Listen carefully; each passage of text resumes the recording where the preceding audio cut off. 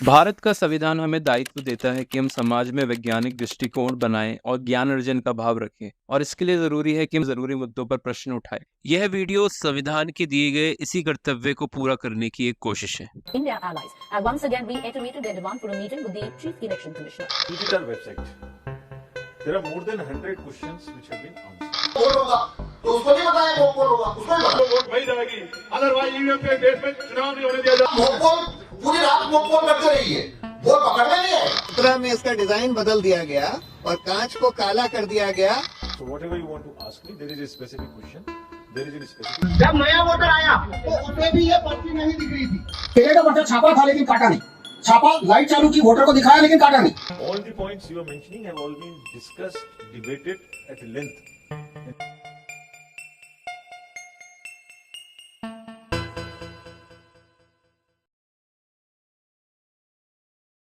EVM बनाने वाली दो कंपनीज हैं, इलेक्ट्रॉनिक्स कॉरपोरेशन ऑफ इंडिया और भारत इलेक्ट्रॉनिक्स लिमिटेड। दोनों पीएसयू हैं जो कि स्पेस एंड डिफेंस जैसे क्षेत्रों में काम करती हैं।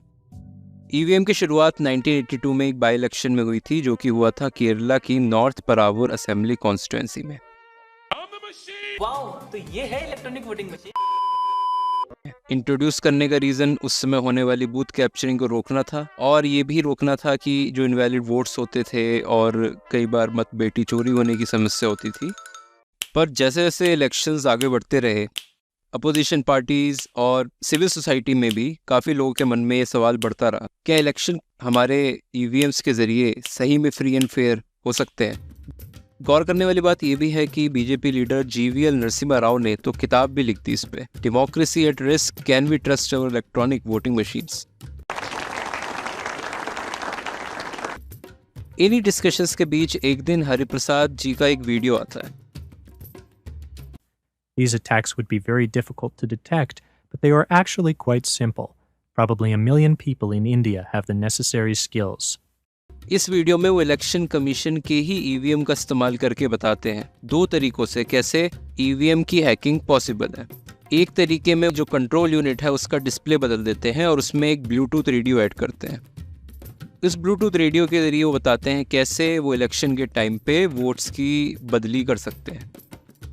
दूसरा तरीका वो दिखाते हैं कैसे कंट्रोल यूनिट की मेमोरी को मैनिपुलेट किया जा सकता है और उसके ज़रिए जो भी डिज़ायरेबल कैंडिडेट है उसे जिताया जा सकता है।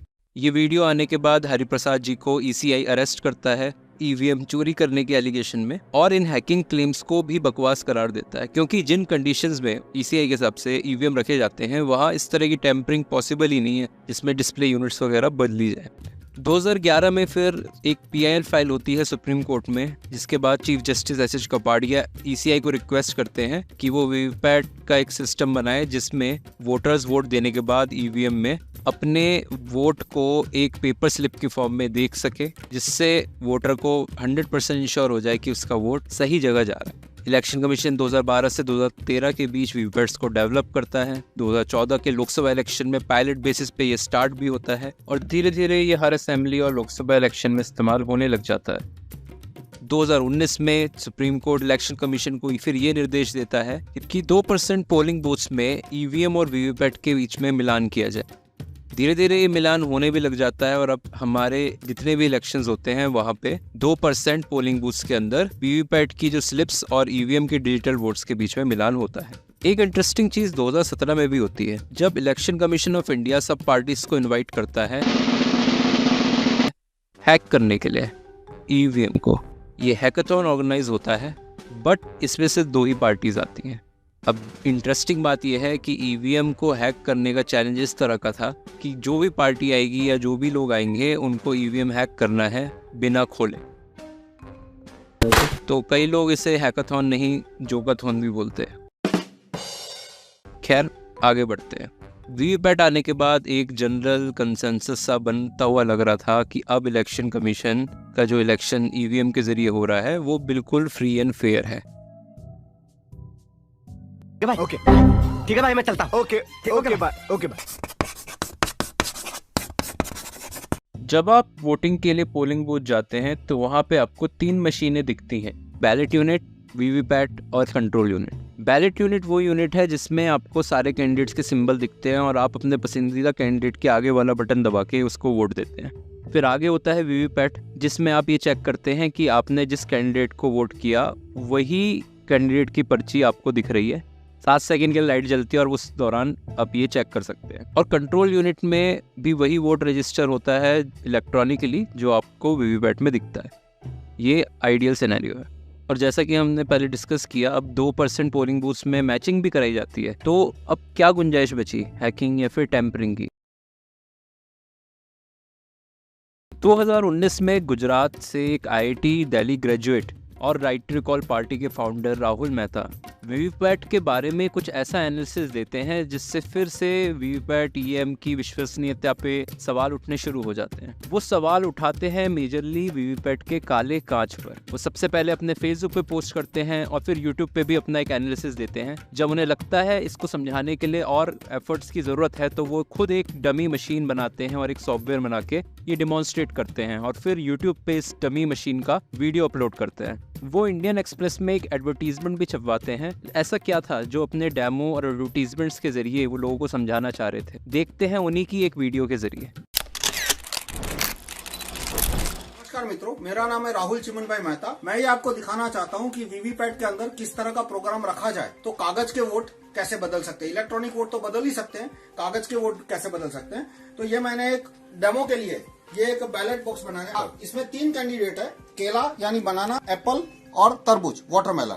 और ये एक वीवीपैट जैसा दिखता है। इसमें कांच के अंदर आपको कागज की छपी हुई स्लिप दिखेगी। तो अभी पहले वोटर से हम वोट देते हैं, तो आप केले को वोट दीजिए और आप देखना कि ये केले को वोट दे रहे हैं और आप देखिए कि वीवीपैट में कौन सा कागज का पर्चा आया। तो वीवीपैट में आपको दिखा कि बनाना यानी केला, वो संतुष्ट होकर आगे निकल गए। आप आइए दूसरा वोट दीजिए, आप केले को वोट दीजिए। अब दूसरे वोटर को भी आप देख सकते हैं कि उनको भी केला दिखा, बनाना, तो ये भी संतुष्ट होकर आगे निकल गए। तो 2 वोटर आए, दोनों ने बनाना यानी केले को वोट दिया। तो अब देखते हैं कागज के वोट क्या निकलते हैं। तो कागज के वोट निकले 1 केला और 1 एप्पल। 2 केले निकलने चाहिए थे, 2 बनाना निकलने चाहिए थे, 0 एप्पल। तो एक और दोनों वोटर ने केला दिखा था, दोनों वोटर ने केले का बटन दबाया, दोनों वोटर ने केला छपा हुआ देखा, लेकिन वोट निकला 1 केला 1 एप्पल। तो ये हाथ की चालाकी नहीं है। अब मैं ये काला कांच है, काले कांच का जादू है और मेरे प्रोग्राम का जादू है। इसमें ये एक पुराने वीवीपैट की तस्वीर है, जून 2017 से पहले। उस समय ये कांच सफेद हुआ करता था, ऑर्डिनरी कांच हुआ करता था इस तरह का, लेकिन बाद में ये कांच काला रख दिया गया। तो अब मैं काला कांच हटा दूं तो आपको बताऊंगा कि कैसे ये जादू हुआ। बनाना को वोट दीजिए। तो वीवीपैट ने बनाना प्रिंट किया, लाइट चालू की इसलिए उसको दिखा काले कांच के थ्रू।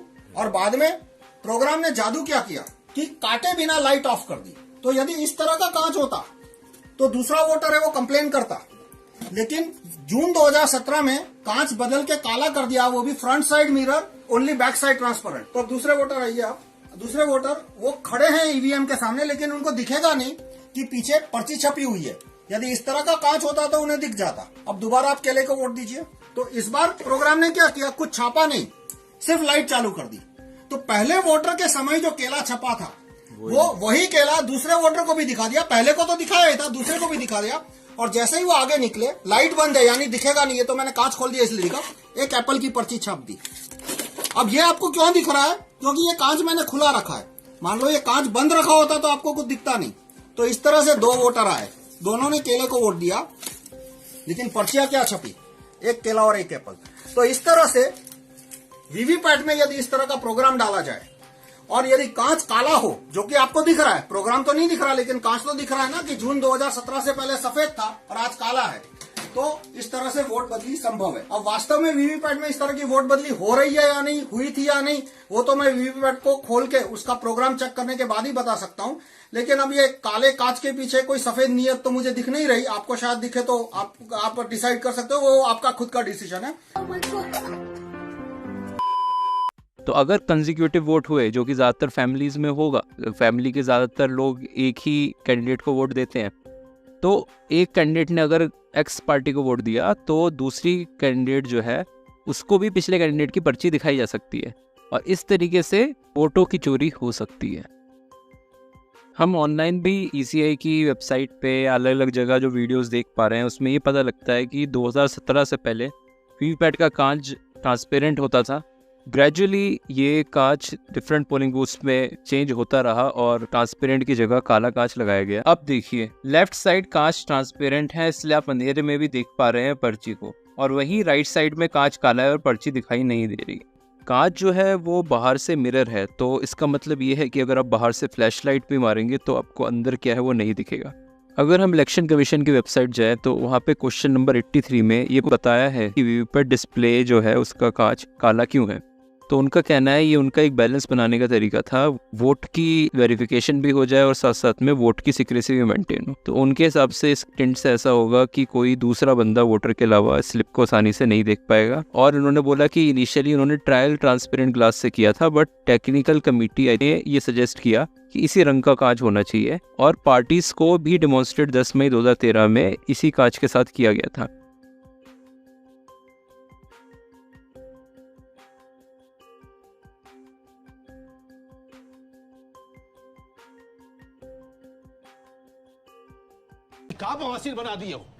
तो काले कांच की वजह से वोटर को नहीं पता कि वो अपने वोट की स्लिप देख रहा है या कोई पुरानी, इसलिए ईसीआई का क्लेम कि हर वोट मतदाता वेरीफाई करता है, ये पूरी तरह से सही नहीं कहा जा सकता। तो फिर एक नेचुरल सवाल आता है कि अब वीवीपैट में काला कांच है तो फिर क्या हुआ। वीवीपैट को ऐसे पता चलेगा कि किसी कैंडिडेट को जिताना कैसे है, क्योंकि कॉन्स्टिट्यूंसी टू कॉन्स्टिट्यूंसी कैंडिडेट का नंबर तो बदलता रहता है। टैंपरिंग नहीं हो सकती, ये बताने के लिए इलेक्शन कमीशन ने ये भी हमें समझाया है कि ईवीएम की जो भी माइक्रो कंट्रोलर चिप्स होती है वो वन टाइम प्रोग्रामेबल होती है। ये ऐसी मेमोरी है जिससे आप एक बार प्रोग्राम कर दे तो दोबारा कोई बदलाव नहीं कर सकते। ये वोटिंग मशीन में इसलिए इस्तेमाल होती है जिससे बाद में मशीन के प्रोग्राम में कोई धांधली ना कर सके और ईवीएम सही तरीके से ही काम करे। तो इसी से रिगार्डिंग अभी रिसेंटली एक एफएक्यू रिलीज किया था इलेक्शन कमीशन ने, जिसमें क्वेश्चन 53 में उन्होंने माना है कि वीवीपैट के अंदर दो मेमोरीज होती है। एक होती है वन टाइम प्रोग्रामेबल जिसमें वीवीपैट का कोड है, और दूसरी मेमोरी है जिसके अंदर कैंडिडेट के सिंबल को डालते हैं, उसमें कैंडिडेट नेम और सीरियल नंबर भी स्टोर होता है। दूसरी मेमोरी की वजह से वीवीपैट अब वन टाइम प्रोग्रामेबल नहीं हुआ, और एक तरह से इलेक्शन कमीशन खुद एडमिट कर रहे हैं, चाहे उनके एग्जैक्ट वर्ड ये नहीं थे, क्योंकि हर इलेक्शन में ये इन्फॉर्मेशन किसी भी वीवीपैट में अपडेट तो करनी पड़ेगी, जिससे वीवीपैट को समझ आए कि अगर कोई बैलेट यूनिट पे बटन दबाता है तो उसे किस कैंडिडेट की पर्ची छापनी है। वीवीपैट को पता कैसे चला कि किस कैंडिडेट को एक्स्ट्रा वोट देना है? तो वो जब कैंडिडेट फाइल अपलोड होती है, सीएफ बोलते हैं कैंडिडेट फाइल, वो एक्चुअल इलेक्शन से 14 दिन पहले अपलोड होती है, तो उसमें तारीख और समय और किस कैंडिडेट को एक्स्ट्रा वोट देना है वो ऐड किया जा सकता है। इस प्रोसेस को हम सिंबल लोडिंग कहते हैं, और ये सिंबल लोडिंग यूनिट के जरिए कराया जाता है। वीवीपैट में एक रीराइटेबल मेमोरी है जिसमें कैंडिडेट फाइल हर इलेक्शन में डाली जाती है, इसलिए ईसीआई का क्लेम कि वीवीपैट वन टाइम प्रोग्रामेबल है ये पूरी तरह से सही नहीं है। वीवीपैट का प्रोग्राम हम नहीं जानते, पॉसिबल है कि वीवीपैट के प्रोग्राम में इस तरह से लिखा हो किसी मलिशियस कोड के मिलने पर कॉम्प्रोमाइज तरीके से बिहेव करे। मलिशियस कोड में इस तरह की वैल्यूज हो सकती है, जैसे टाइम इलेक्शन का, किस कैंडिडेट सीरियल नंबर को फेवर करना है, कितने वोट से करना है, या फिर परसेंटेज वोट्स जितने ट्रांसफर करने हैं, ड्यूरेशन 2 या 3 घंटे के लिए मशीन कॉम्प्रोमाइज वे में बिहेव करेगी। जिसमें एक पासकोड भी डाला जा सकता है। पासकोड डालने से ये मतलब है कि वीवीपैट को पता लगे कि अगर पासकोड है तो मैं कॉम्प्रोमाइज तरीके से बिहेव करूं, और नहीं है तो मैं नॉर्मल तरीके से बिहेव करूं। इस मलिशियस कोड के जरिए अगर टाइम भेजा गया तो मॉक पोल में मशीन हमेशा सही काम करेगी, चाहे इलेक्शन से पहले 100 बार ये मॉक पोल करा दीजिए, क्योंकि वो स्पेसिफिक टाइम एंड डेट के बाद ही मैनिपुलेटेड तरीके से काम करने वाली है। जिस दिन ये सिंबल लोडिंग फाइल भेजेंगे उसमें उस समय ये एक लाइन भेजनी है हमें बस, B-AC, मतलब B को जिताना है, A और C का वोट को चोरी करना है। उसके बाद है 20%, मतलब 20% वोटों की चोरी करेगा वो प्रोग्राम। 20% वोट चोरी करने के बाद में प्रोग्राम चोरी करना बंद करेगा। 25/11/2023 जैसे, तो 25 तारीख को 25/11/2023 को ही प्रोग्राम ऑन होगा वोट की चोरी करने के लिए। और फिर टाइम है 9 AM to 4 PM, यानी सुबह 9 बजे वोट चोरी करना शुरू करेगा और 4 बजे शाम को वोट चोरी करना बंद कर देगा। और उसके बाद में डी मार्क से मतलब है ये कमांड को 4 बजे वो ऑटो डिलीट कर देगा। इसका 3 बार मॉक पोल होता है।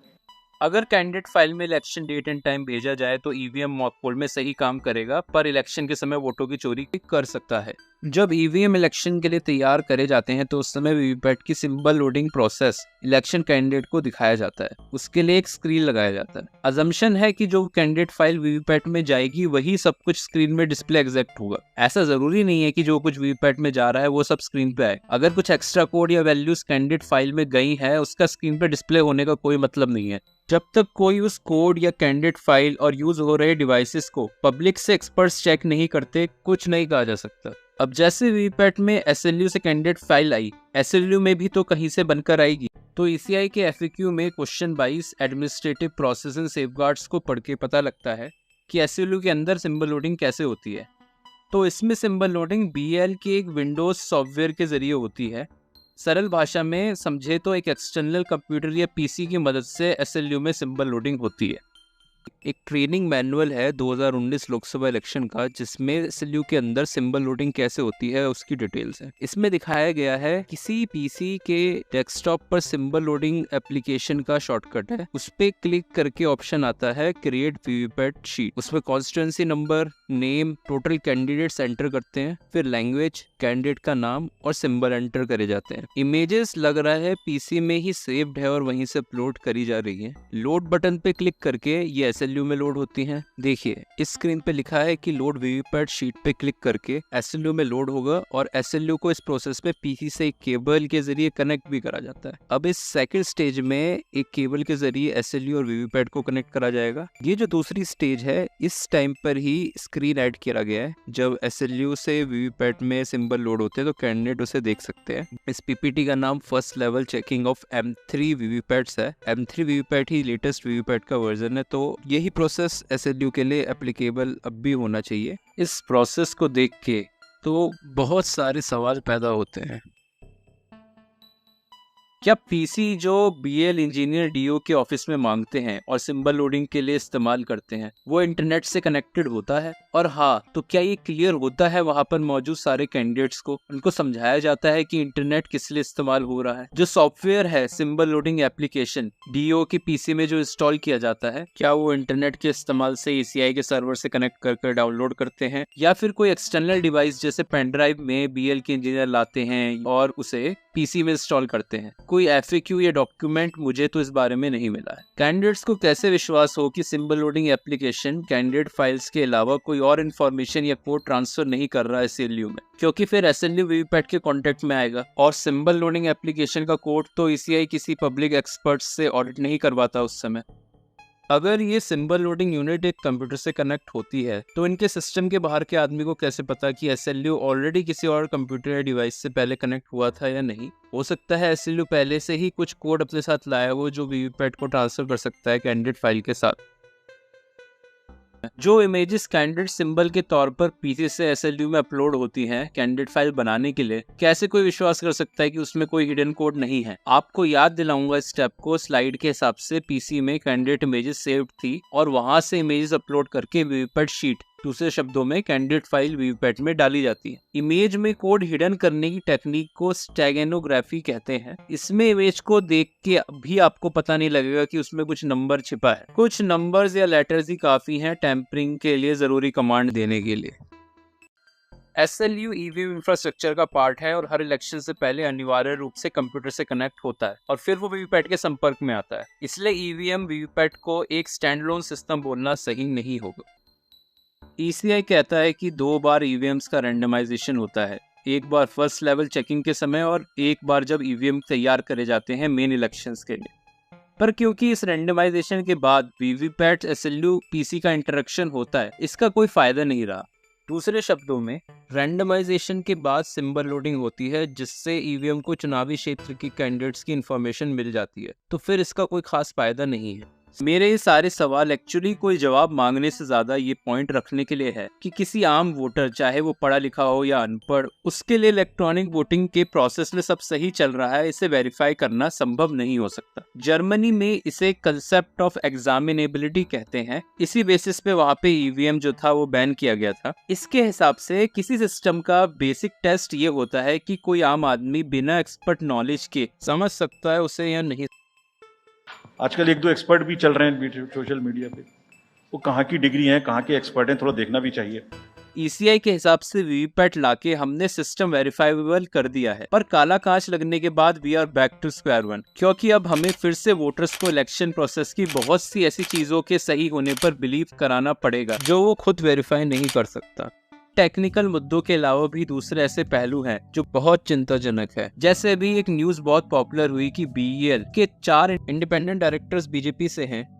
ईसीआई के शेयर करे हुए ईवीएम स्टेटस पेपर के हिसाब से एसटीक्यूसी ईवीएम की थर्ड पार्टी टेस्टिंग का काम करती है, लेकिन वो भी सरकारी विभाग में ही आती है, ministry of electronics and information technology.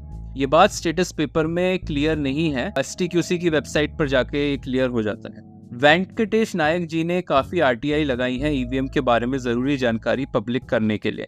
इन्होंने एक आरटीआई डाली थी जून 2019 में, जिसमें इन्होंने एसटीक्यूसी से काफी इन्फॉर्मेशन मांगी थी, जैसे कि वो ईवीएम टेस्टिंग में क्या मैनुअल और एसओपी फॉलो करते हैं, क्या इंस्ट्रूमेंट यूज होते हैं टेस्टिंग में, और टेस्टिंग की रिपोर्ट की कॉपी भी मांगी उन्होंने।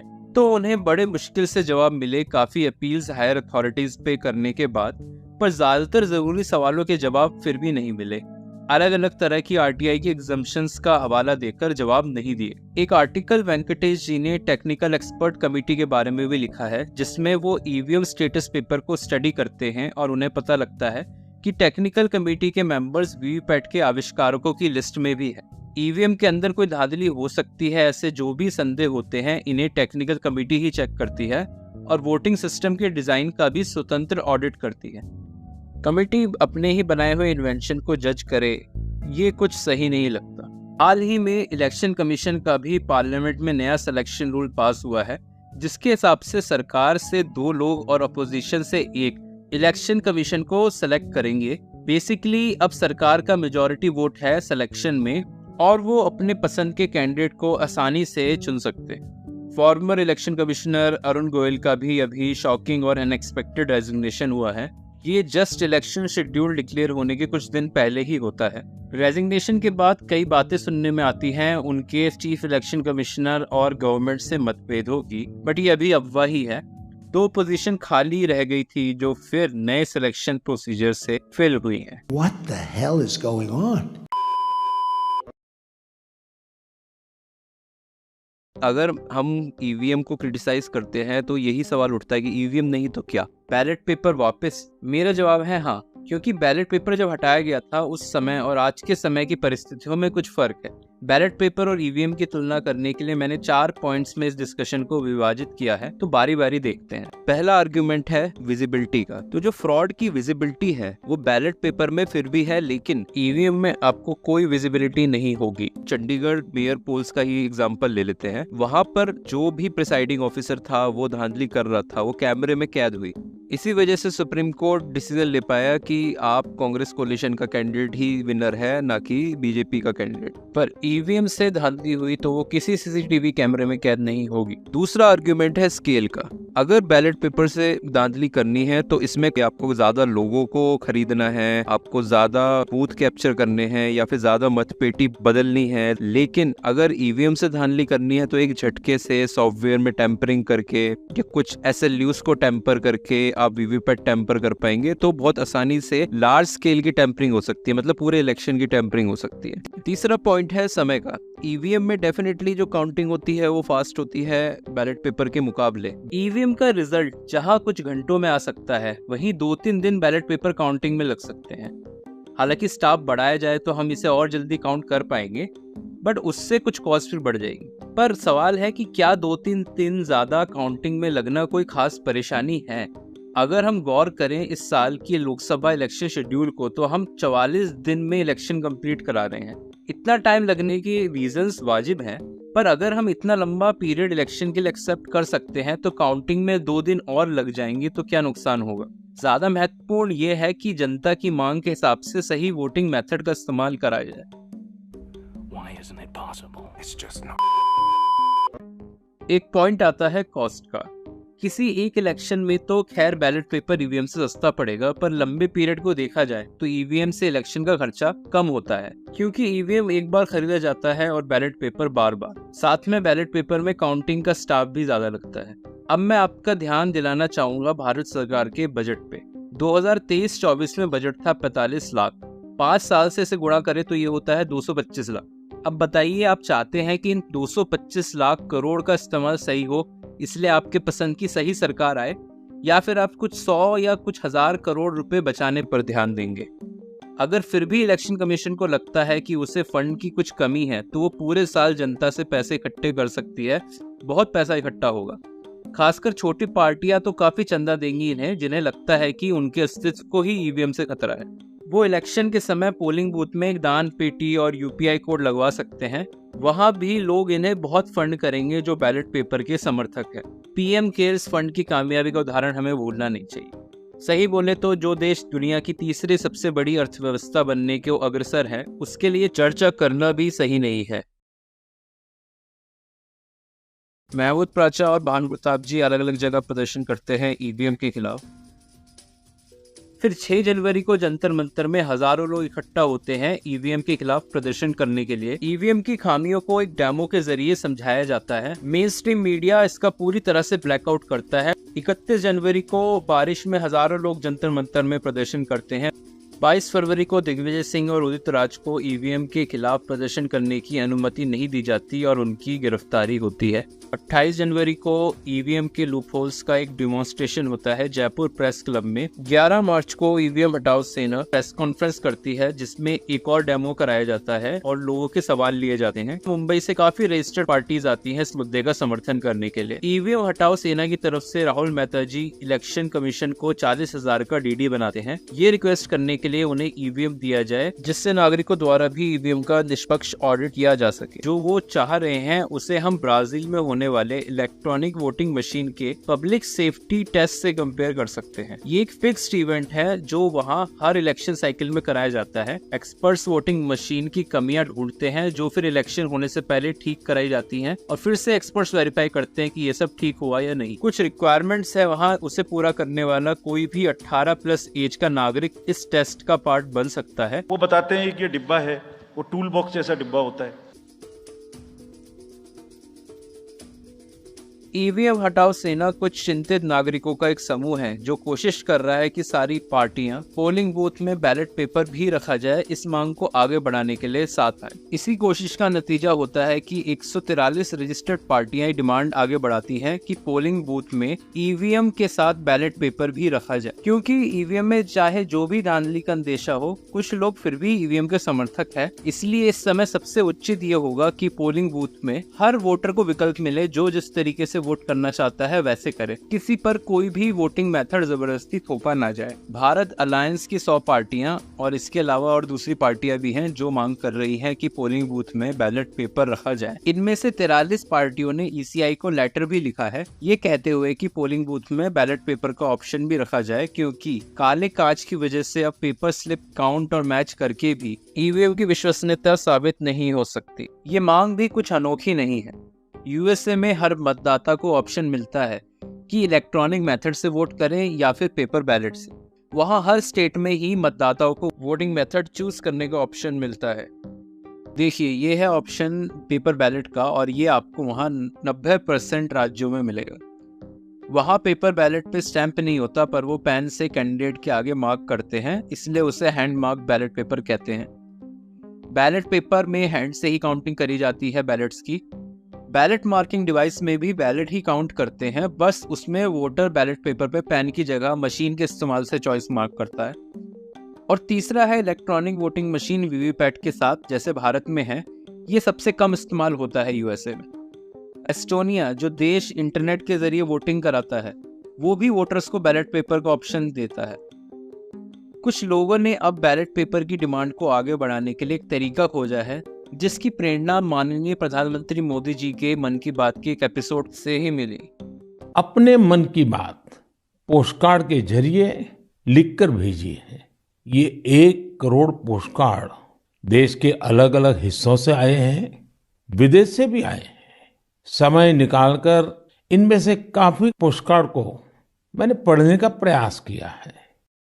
तो लोग प्रधानमंत्री जी और इलेक्शन कमीशन दोनों को ओपन पोस्टकार्ड भेज रहे हैं कि पोलिंग बूथ में ईवीएम के साथ बैलेट पेपर भी रखा जाए।